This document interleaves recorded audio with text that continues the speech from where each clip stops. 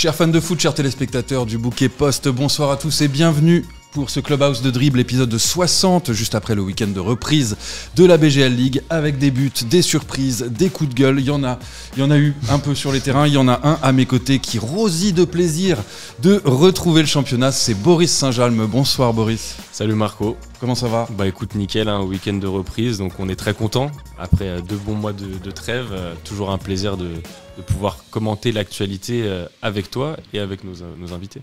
Oui, tout à fait, parce que de l'autre côté, il a eu l'amabilité d'accepter au pied levé d'être notre consultant. C'est Samy Holbar de Transfer Let's Suburge pour sa première télé. Pas trop stressé, Samy ? Non, ça va. Pour le moment, ça va encore. Bon, on te remercie en tout cas de faire partie de l'équipe du Clubhouse de Dribble. Merci à vous. Et puis cette émission, c'est surtout l'occasion d'écouter l'un des acteurs de nos pelouses. Cette semaine, notre invité, il nous vient de l'US Mondorf, il a 26 ans, il a marqué le but de la victoire hier, c'est Lilian Fournier. Bienvenue Lilian. Merci beaucoup. On est très content de te recevoir sur ce plateau. Alors c'était chaud hier ?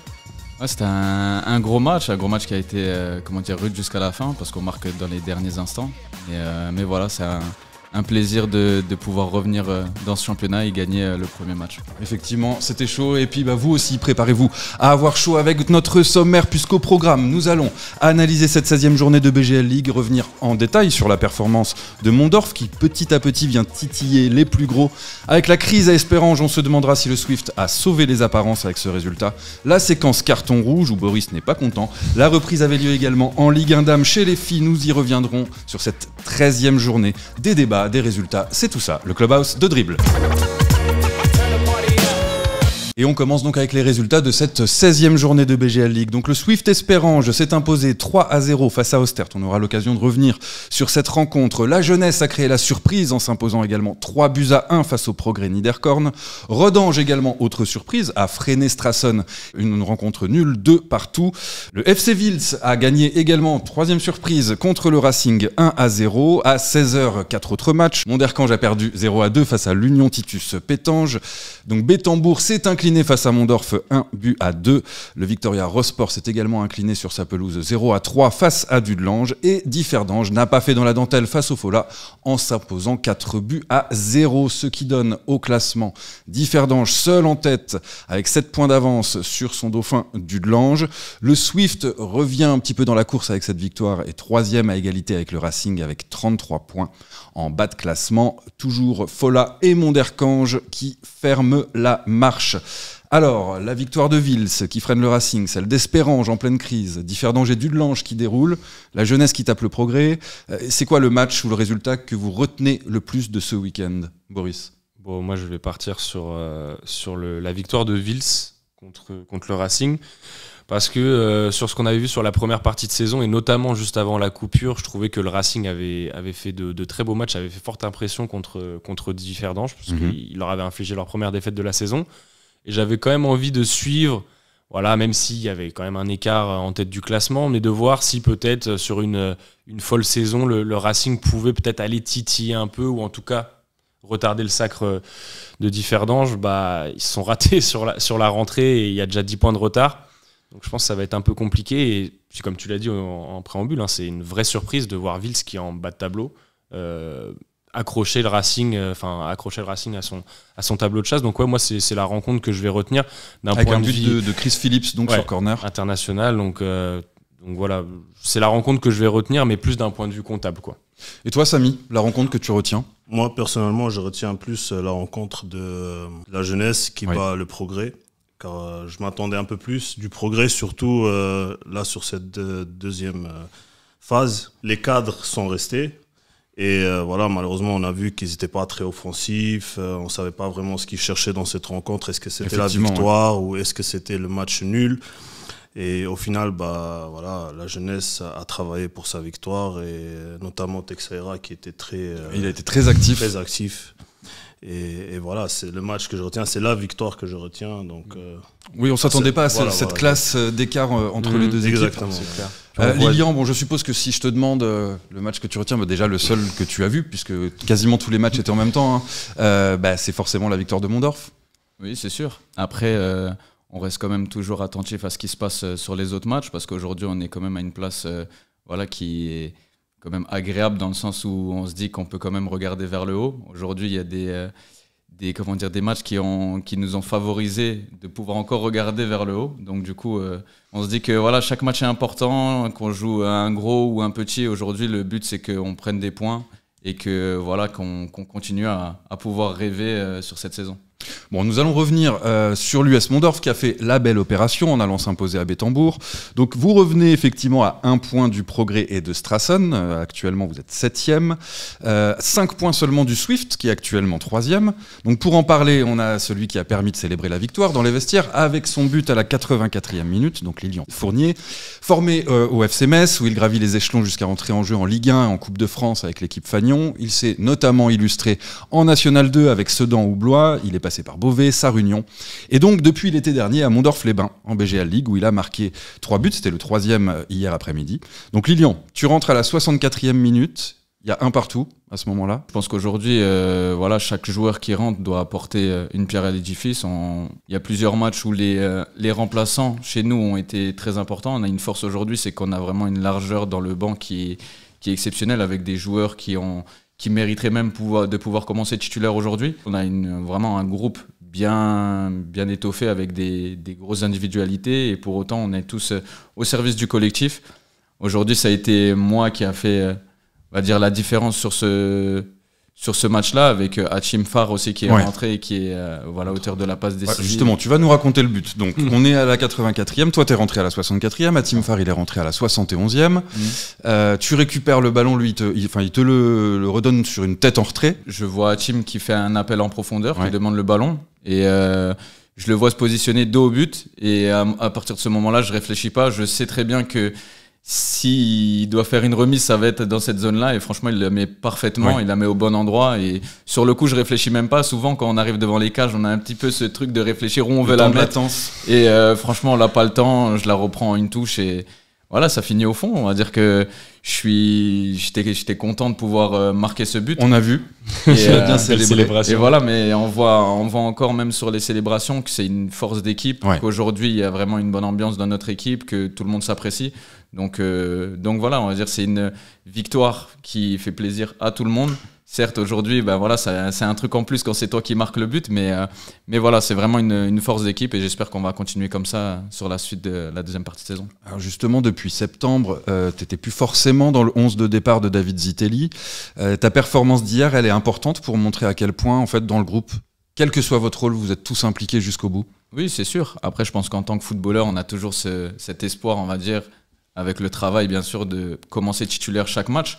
Mais voilà, aujourd'hui, il faut accepter qu'il y a de la concurrence. Chez nous, justement, il y en a beaucoup, même sur le plan offensif, voilà, sur nos postes où on est vraiment beaucoup de bons joueurs avec beaucoup de qualité. Et donc, du coup, forcément, ça nous pousse à être meilleurs. Et quand on rentre, forcément, on a cette envie de montrer, que ce soit aux coachs ou même aux personnes qui sont extérieures, qu'on a le niveau de pouvoir commencer titulaire. Mais ce n'est pas une fin en soi, dans le sens où quand on rentre, quand on est décisif, je pense qu'on a une place aussi importante dans le groupe. Donc ouais, non, c'est continuer à travailler pour prendre sa place de titulaire et tout ça, mais ça veut dire que c'est pas forcément parce qu'on est titulaire qu'on va faire un meilleur match. Donc aujourd'hui, voilà, j'ai accepté d'être sur le banc, mais tout en gardant en tête que si je rentre, il faut que je fasse la différence pour faire gagner l'équipe. C'est important ça dans les gros effectifs d'avoir des gens sur le banc qui peuvent être des super subs. Je pense parce que Lilian n'a pas été le seul hier. On a vu Adi Ferdange, 2 remplaçants qui ont marqué, donc Adam El Idrissi juste après son entrée en jeu, Andreas Bourg, je crois 3 minutes après son entrée en jeu. Pour moi, c'est souvent le signe quand les remplaçants marquent que le groupe vit bien en fait et que l'équipe tourne bien. Le fait d'avoir 11 joueurs, on le sait en BGL, c'est le plus important, mais en fait, ce qui fait la différence sur toute une saison, ça va être si ton 17e, ton 16e, 17e, 18e joueur, c'est un mec qui est capable de remplacer le titulaire sans qu'il y ait vraiment une perte. Un gap voilà, sans qu'il y ait important. trop un gap. Et quand tu regardes les top équipes, peu importe le championnat, ça pour le coup, tu regardes moi, ce que j'aime bien regarder, c'est ça, le 16e, 17e joueur, pour te situer en fait sur est-ce que sur une saison, cette équipe-là, elle va tenir. Et ouais, tu le retrouves sur le classement avec une équipe qui est au milieu de tableau et qui est plus si loin que ça des places européennes. Donc, absolument, et justement, là vous pouvez presque savourer le maintien avec ces 29 points. On peut dire que c'est quasiment acquis. L'objectif étant atteint, vous allez regarder vers le haut ? Oui, je pense que pour chaque équipe, le premier objectif, c'est toujours de se maintenir au plus haut niveau. Oui. Maintenant, quand on est à cette place-là et qu'on voit qu'on n'est pas loin du haut, on peut toujours rêver. Après, dire que c'est un objectif premier, je pourrais pas forcément le dire actuellement parce que voilà, on est toujours dans le ventre mou du championnat. Mais c'est sûr que voilà, tous ensemble, avec la force d'équipe qu'on a, avec voilà ce groupe-là, je me dis que pourquoi pas rêver d'une place plus haute. Donc ouais, ça reste toujours un objectif en tête, je pense pour chacun d'entre nous. Oui, parce qu'au niveau comptable, si on regarde, vous êtes dans la charrette. Hein. Alors, tu parles de ventre mou, on est un petit peu au-dessus quand même. Vous êtes entouré de Stralsund, Niederkorn et la Jeunesse, qui sont 3 prétendants, en tout cas en début de saison, à l'Europe. Alors, messieurs, Samy, je me tourne vers toi. Est-ce que pour toi, Mondorf peut viser l'Europe ? Franchement, pour moi, c'est possible. Il peut viser l'Europe, surtout quand on ne sait pas encore... voilà, ça c'est un autre sujet. On y reviendra, mais effectivement, imaginons que cette place devienne européenne. Je pense que ça devrait être une motivation de plus, au contraire. Maintenant, ça dépend aussi de la motivation de Niederkorn, de la motivation de Stralsund et justement de la motivation de la Jeunesse. Ça dépend des blessures, est-ce qu'il y en aura, est-ce qu'il n'y en aura pas. Mais je pense que l'objectif serait quand même de se dire on peut avoir cette place et on va tout faire pour l'avoir. Je pense que c'est comme ça que tout le groupe devrait réfléchir. C'est un peu la façon dont Stralsund a réfléchi l'année dernière et a accroché finalement cette 5e place qualificative. Finalement, ça a payé. Et après, comme je reviens sur le point de tout à l'heure, comme vous avez dit, je pense que le groupe de Mondorf, il est très large et ils ont, je pense, quasi toute l'équipe qui est avec une bonne doublure. Ouais. Et je pense que si ils arrivent à jouer le haut, jouer l'Europe, je pense qu'ils auraient un effectif qui pourrait même créer des surprises à voir. Ah oui, on en est là. Avoir les transferts d'été, bien évidemment. C'est sûr, aujourd'hui, je pense qu'on avait un groupe qui a eu des résultats. Il me semble que voilà, le club n'a pas eu autant de points depuis un certain temps dans le championnat à la mi-saison. Aujourd'hui, on se satisfait, on va dire, plus ou moins de ça, dans le sens où on sait qu'on aurait pu même faire mieux. Mais voilà, je pense que le club a confiance en tout ce groupe-là et il n'y avait pas forcément besoin d'avoir de joueurs en plus pour cette deuxième partie de saison. Au début de saison, j'avoue que des équipes comme le fait qu'à mi-saison, tu aies le progrès qui soit 1 point seulement devant Mondorf, ça me surprend. Mais c'est plus du fait de, on va dire pour moi, le faux pas du progrès. Voilà, le progrès qui avance peut-être un petit peu moins vite que ce qu'on pouvait penser. Après, c'est aussi, c'est aussi le rôle de ces équipes un peu surprises là. Si Mondorf vient à jouer le haut de tableau, quand tu regardes même dans les grands championnats, c'est parfois sur des saisons où ça va aller un peu moins vite qu'une équipe en tête du classement, qu'une équipe va pouvoir s'intercaler. Ouais. Donc oui, faudra y croire. Moi, je pense que c'est possible, mais il faudra pour que Mondorf soit européen que devant il y ait des faux pas. Donc à voir si les gros vont trébucher ou pas. Ça vous a un petit peu vexé la défaite contre Monderkange juste avant la trêve ? Oui, c'est sûr, ça nous a vexé dans le sens où on pense que voilà, avec 3 points de plus aujourd'hui, on aurait encore 2 places de plus au classement. On serait vraiment là à titiller les gros du championnat. Après, on va dire que dans le foot, tout peut arriver. On va dire que ça a été un petit revers sur ce match-là. On l'a pris un petit peu mal. Il nous reste en travers de la gorge, mais pour autant, on ne baisse pas la tête et on revient dans le championnat avec une belle victoire. Et donc, du coup, ça fait plaisir. Prochain match contre Rosport à domicile. Comment on aborde ce match depuis la 7e position au classement et à 1 point seulement du progrès et de Stralsund ? Pour nous, ça va être une revanche en quelque sorte parce que voilà, vous aviez perdu le match aller, on le rappelle. C'est un des faux pas qu'on a fait de ce début de saison où voilà, je pense que sur ce match-là, on aurait pu le gagner car on avait les occasions de le faire. Donc forcément, voilà, il y a je pense que dans notre équipe, il y a beaucoup de joueurs qui sont des compétiteurs. Donc voilà, quand tu perds un match et que tu sais que tu n'en as pas perdu beaucoup de la saison, c'est toujours une certaine revanche. Et je pense que voilà, on a à cœur de battre cette équipe qui nous a fait faire un faux pas pendant cette première partie de saison.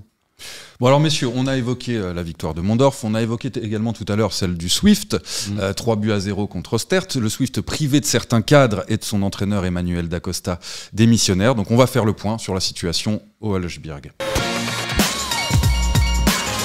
Vous n'êtes pas sans connaître les affaires de salaire impayés qui avaient conduit les joueurs du Swift à faire une grève surprise lors de la réception de Mondorf. Lilian, tu étais présent d'ailleurs ce jour-là. Alors tu peux nous raconter rapidement comment ça s'est passé ? C'est un truc que j'ai jamais vécu parce que du coup, voilà, à l'échauffement, tous les joueurs étaient sur le terrain. Et on ne s'attendait pas à ce qu'une fois sorti de l'échauffement, que tout le monde se change et qu'on arrive sur le terrain, l'équipe ne vienne pas. Et on a attendu une bonne quinzaine de minutes avant que l'arbitre décide de stopper directement avant que le match n'ait commencé. Et donc du coup, voilà, c'était une sensation bizarre, mais qui crée une double sensation, une sensation où on prend 3 points sans jouer et du coup qui fait plaisir, mais d'un côté un peu de tristesse, comme l'évoquait notre président, de voir qu'aujourd'hui il y a un club qui n'a pas payé ses joueurs et qui font que ils ne sortent même pas du vestiaire pour jouer un match qui aurait pu être beau pour nous, parce qu'aujourd'hui, l'essence qui nous fait vraiment vivre, c'est de pouvoir jouer des matchs. Oui, je comprends. Et depuis, les choses sont allées en s'empirant, les départs se sont multipliés. Alors, on pense notamment à la charnière centrale titulaire, Mathis Lemré et Simao Martins. On pense à Yann Mathias qui vous a rejoint à Mondorf, Adrien Cac. On parle de plaintes déposées à la FIFA depuis les joueurs. Vendredi, nous révélions sur notre site mental.lu que le club d'Esperange était sous le coup d'une double interdiction de transfert pour les 3 prochaines périodes, donc celle du mercato hivernal comprise. Hier, nos confrères du Tageblatt annonçaient la démission du coach Emmanuel Dacosta. Sinani est aux abonnés absents et pourtant, hier, victoire sans appel face à Ostert avec un doublé de Stolz. Alors messieurs, avec ce résultat, le Swift sauve-t-il les apparences ? Franchement, j'ai envie de te dire non. On l'a dit tout à l'heure, tu as un championnat à 2 vitesses, comme disait Lilian, où tu as vraiment, on va dire, les 7-8 premières équipes du championnat qui peuvent à peu près matcher.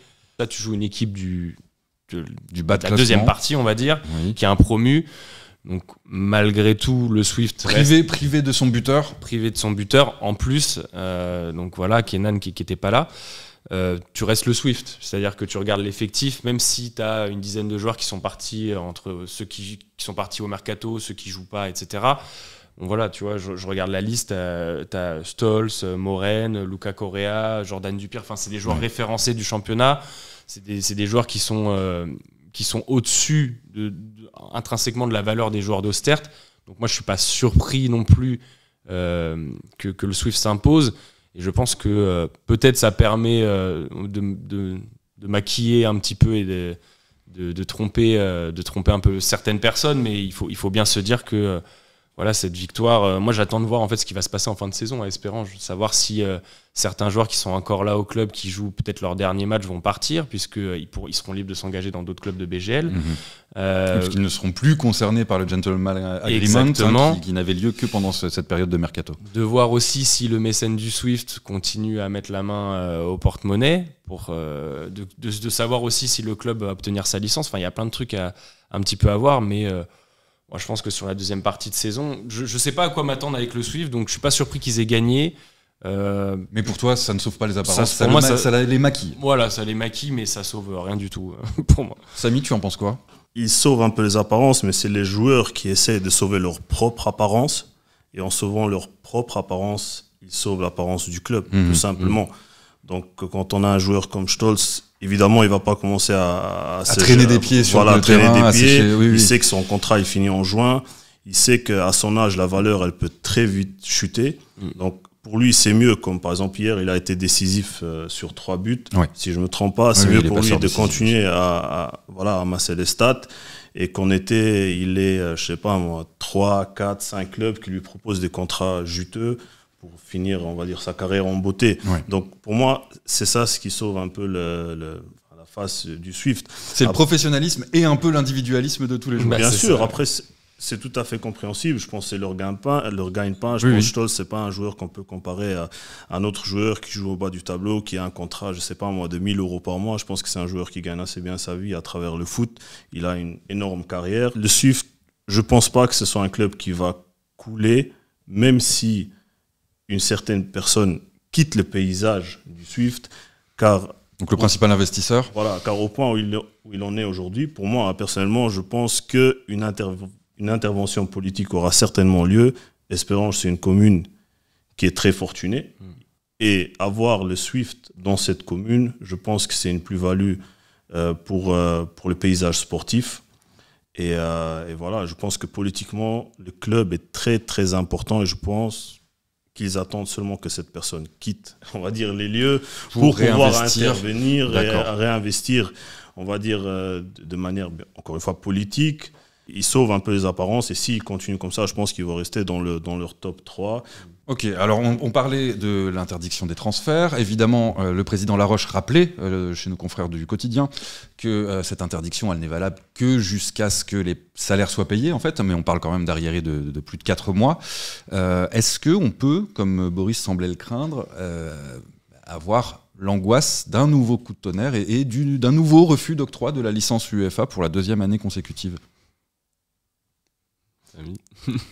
Pour moi, personnellement, oui. Oui. Donc, et même si, on va dire, ils l'ont, et même s'ils l'ont encore une fois l'année d'après, je pense que le SWIFT, c'est un projet à longue durée pour les politiciens. Ça, c'est vraiment un point de vue où j'insiste dessus. Même s'il n'y a plus la vitrine européenne Même s'il n'y a plus la vitrine européenne, c'est justement pour prouver que nous, on peut aussi avoir un club dans notre commune sans forcément qu'il y ait un intervenant plus fortuné qui vient de dehors, un sponsor. Nous aussi, on peut tenir le foot, le sport en vie dans notre commune parce qu'il ne faut pas oublier que le SWIFT, c'est au Olesbiech, là où il y a tous les autres sports. Oui, c'est un vrai complexe sportif. Voilà.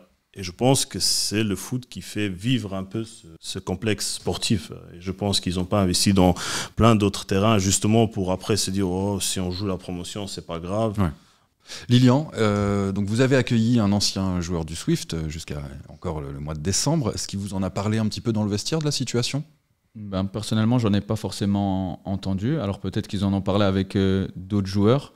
Mais voilà, c'est quelqu'un qui vient encore nous apporter une force aujourd'hui défensive. Tout le monde a hâte de le voir jouer avec nous cette saison. Donc voilà, après, moi personnellement, j'en ai pas forcément parlé avec... Et de quel œil vous voyez la situation à Esperange quand on est dans un club qui vit bien, qui a des finances saines ? Forcément, c'est triste de voir que aujourd'hui ils ne sont pas payés et qu'ils ne peuvent pas forcément, vivre normalement parce que ça touche le joueur, mais ça peut toucher aussi les familles. Qui sont à côté. Donc forcément, voilà, je le regarde avec un œil un peu triste parce que c'est pas le seul club, on va dire, au monde où ces choses-là arrivent. Mais voilà, c'est sûr que pour un footballeur, de voir ça, on se dit que ça peut arriver aujourd'hui à tout le monde, à n'importe quel joueur dans d'autres clubs. Donc forcément, un petit œil triste sur la situation. Oui, puis ça donne pas forcément une bonne image du football luxembourgeois. Alors, le football luxembourgeois a fait une petite innovation ce week-end, qui est peut-être passée inaperçue, mais avec la présence d'un 4e officiel sur le banc de chaque terrain. Alors, Lilian, tu as passé 1 heure sur le banc, donc tu l'as vu un peu ce 4e officiel ? Ouais, je l'ai vu, il a intervenu un petit peu pour recadrer un peu Est-ce que c'est lui qui a appelé l'arbitre central pour que ton coach se prenne le jaune après le penalty non sifflé ? Il me semble, lui, parce qu'il était très actif sur le côté, donc oui, je pense que voilà, il recadrait tout le temps le staff de chez nous. Je pense que voilà, en tout cas, il était très actif et il prenait son rôle à cœur en tout cas. Voilà. Comme on n'en avait pas avant, maintenant, je pense qu'il veut le rentabiliser. On l'a vu lors de Jeunesse Progrès, où le 4e officiel Ivo Torres est intervenu plusieurs fois dans l'oreillette auprès de l'arbitre. Après là, on peut le comprendre quand même. Ah oui, tout à fait, pour indiquer à Monsieur l'arbitre donc des échauffourées entre des joueurs, pour remettre à sa place certains entraîneurs sur les bancs qui ont également écopé de carton jaune. Est-ce que c'est une bonne chose ? Est-ce que ça apporte quelque chose de bien, ce 4e officiel ? Écoute, oui, on peut pas dire que c'est une mauvaise chose parce que ça, c'est professionnellement, voilà, normalement dans les gros championnats, t'as 4 arbitres, donc on l'avait déjà sur certains matchs, sur certains matchs particuliers de coupe, etc. Forcément, c'est bien. Moi, je peux m'empêcher de voir le verre malgré tout à moitié vide, parce que je me dis qu'en attendant... Et chez les femmes ? Voilà, chez les femmes, il n'y a toujours qu'un arbitre central et il n'y a toujours pas d'assistant. Mais oui, si on reste focus sur la BGL, c'est très très bien d'avoir un 4e arbitre, en espérant que ça puisse perdurer et puis que tout le monde puisse avoir à minima 3 arbitres. Y compris chez les femmes. Ce serait bien, effectivement. Alors bon, il n'est pas forcément content, il voit le verre à moitié vide. Et ne vous fiez pas aux couleurs pastel qu'il habille, parce qu'il va être rouge de colère. Boris, tu vas avoir la parole dans un instant dans notre rubrique Carton rouge. Alors Boris, qu'est-ce qui ne va pas ? Dis-nous tout, pourquoi est-ce que tu es remonté ? Écoute, au début de saison, avec le nouveau diffuseur, on nous avait expliqué que voilà, les premières semaines allaient être un petit peu difficiles au niveau de la mise en place. Et c'est bien normal. Totalement comprendre au vu du fait que ça a été, le deal a été ficelé de manière très tardive. Mais voilà, sur la reprise du championnat après 2 mois de trêve, 2 matchs qui n'ont pas été diffusés dans leur intégralité, et le match du leader de la Differdange qui a été coupé à l'heure de jeu. 62e, je crois. Oui. Voilà, donc tu as quand même manque de peau sur les matchs qui n'ont pas été diffusés. Tu as Differdange, donc ça s'est coupé, Dudelange à Rosport, et le Swift qui recevait Ostert. Donc les 3 premiers. Donc les 3 premiers du championnat, ce qui est quand même embêtant. Donc ça pour moi c'est compliqué. On avait l'habitude aussi de voir que les replays étaient finalement mis le soir. Là, à l'heure où on tourne l'émission, il est 13h, il n'y a toujours pas de replay. Donc même pour nous... Donc là, impossibilité de voir les buts ou les matchs si on n'était pas au stade ou si on n'a pas vu en direct les 5 matchs et demi retransmis. Voilà, c'est ça. Donc c'est un peu compliqué. Enfin, moi je trouve que c'est même très très compliqué, et c'est pas pour jeter la pierre qu'aux diffuseurs qui Apart TV, parce que je pense que c'est clairement pas les seuls responsables de cette situation. Mais encore une fois, voilà, t'es mi-championnat, ça fait 2 mois que tout le monde attend la reprise. Et au final, tu as 3 matchs qui ne sont pas retransmis. Donc pour moi, c'est pas normal. Ça pose souci, ça pose plein de questions qu'on s'est déjà posées et qu'on continuera à se poser malheureusement. Et ça montre encore une fois, comme tu le disais tout à l'heure pour le Swift, une mauvaise image du championnat national. Et ça nous plaît pas. Hein. Personnellement, la seule chose qui avait vraiment de positif dans cette transition de RTL à Apart TV plus VO, c'était la qualité. Ça, c'était la seule chose que j'ai retenue. Même au niveau commentaire, c'était vraiment moyen parce qu'il fallait rentrer dans le système, connaître les joueurs, ainsi de suite. Ensuite, pour moi, dans un championnat qui évolue en permanence, qui s'améliore en permanence à mes yeux, où on veut que ça donne une meilleure image vers l'extérieur, on a 80% approximativement des matchs qui sont filmés par la VO, ce qui est très très amateur, surtout que beaucoup de championnats, des juniors sont filmés par la VO, donc c'est pas vraiment un progrès en utilisant la VO. Les championnats sont très rarement commentés, et notamment quand je pense à votre collègue Foyen Andy, où en PH, il a une superbe qualité de film, superbe qualité pour commenter les matchs, un débrief qui est excellent vraiment. On le salue. Ça malheureusement on l'a pas en BGL. Ça veut dire même les joueurs qui jouent, par exemple un joueur comme Lilian qui joue son match, qui marque un but, même s'il veut retrouver son but avec une qualité exceptionnelle, peut-être avec un beau commentaire, c'est impossible. Donc au final on s'est dit on n'est pas vraiment là où on voudrait être. Hein. Les clubs veulent générer plus de revenus pour mieux payer leurs membres. Donc à un moment donné, c'est peut-être au club de s'asseoir autour d'une table tous et avec la ligue, qui sont joueurs de football, et de trouver une solution. Parce que comme ça, c'est vraiment très médiocre. Quoi. Je suis vraiment pas très fan de la VO. La VO, pour moi, c'est des joueurs de U17, U19 qui veulent faire des montages pour présenter à des clubs, mais pour des joueurs, soi-disant, semi-professionnels, et je pèse mes mots, c'est vraiment très très moyen. Et voilà, la plus-value du nouveau diffuseur, c'est quand même les 2 retransmissions des matchs décalés avec plusieurs caméras et un commentaire. Après, on peut trouver à critiquer, qui n'a pas eu lieu ce week-end. Espérons que tout revienne à la normale dès le week-end prochain, puisque normalement, il est prévu une diffusion donc de 2 matchs décalés. Il s'agira du choc entre Dudelange et Differdange samedi en fin d'après-midi, et du match de la peur entre Le Follat et Rodange, donc dimanche en fin de journée. Donc là, normalement, on devrait avoir accès à de belles images. Et juste pour conclure sur le débat, si tu me permets, Marco, moi, je pars aussi du principe que on dit souvent que les clubs de foot sont des entreprises, alors toute proportion gardée au Luxembourg, mais encore une fois, comme le disait Samy, avoir des bonnes images, en fait, ça met en valeur déjà toi, tes joueurs et ton produit. Et en fait, ce qui a le plus de valeur dans un club aussi, les joueurs aujourd'hui, ça reste des actifs que tu peux vendre à certains clubs. Et donc, si tu vois, comme tu le disais, le but de Lilian, il est bien filmé avec un bon commentaire et tout, en fait, alors je dis pas que c'est ce qui va se passer, mais un joueur qui peut avoir certaines sollicitations, voilà, même les scouts d'autres clubs, tu vas rendre ton championnat plus visible, les joueurs, tu vas peut-être pouvoir mieux les vendre aussi. Oui, c'est du gagnant-gagnant. C'est du gagnant-gagnant en fait, donc c'est ça qui est vraiment dommage. Quoi. Même ça accroît un peu plus d'intérêt aussi pour le championnat, parce que beaucoup sont un peu fatigués. Je pense il y a personne qui se lève un samedi ou un dimanche et se dit aujourd'hui je vais regarder, je sais pas, le match Mondorf-Eurosport sur VO, sans commentaire. En plissant les yeux comme ça. Dans ma chambre, dans mon salon, ça n'existe pas. franchement, je suis d'accord. à moins que ce soit quelqu'un du club, un joueur du oui, club. ou nous, parce que c'est notre travail et on est obligé de faire avec les images qu'on a. Justement, mais voilà, c'est vraiment dommage. Bon, la reprise, elle avait lieu également sur d'autres terrains que la BGL League, et également chez les dames, avec la 13e journée de Ligue 1. Une cascade de buts, à commencer par ceux du Swift. Donc le Swift qui a tué le match contre Differdange dès les premières minutes. Donc but d'Amy Thompson à la première minute, but de Myriam Zanoubi à la 3e. Bon, un score final sans appel, 6-0, qui donne l'eau à la bouche pour le prochain choc, samedi prochain. Racing Swift encore, à 16h samedi. Car dans le même temps, le Racing est allé s'imposer à L 2-0, des buts de Boissou et Sénane sur les autres pelouses. Mamers a par 2 fois mené au score, d'abord par Cherlésine, puis Young Leinster est revenu par Anouche Kabesh. Betty Noël met le 2-1 pour Mamers. Elles ont eu l'opportunité de faire 3-1, mais c'est bien le Young Leinster qui a décroché le match nul avec un but en fin de rencontre de Gwendy Merlevédé.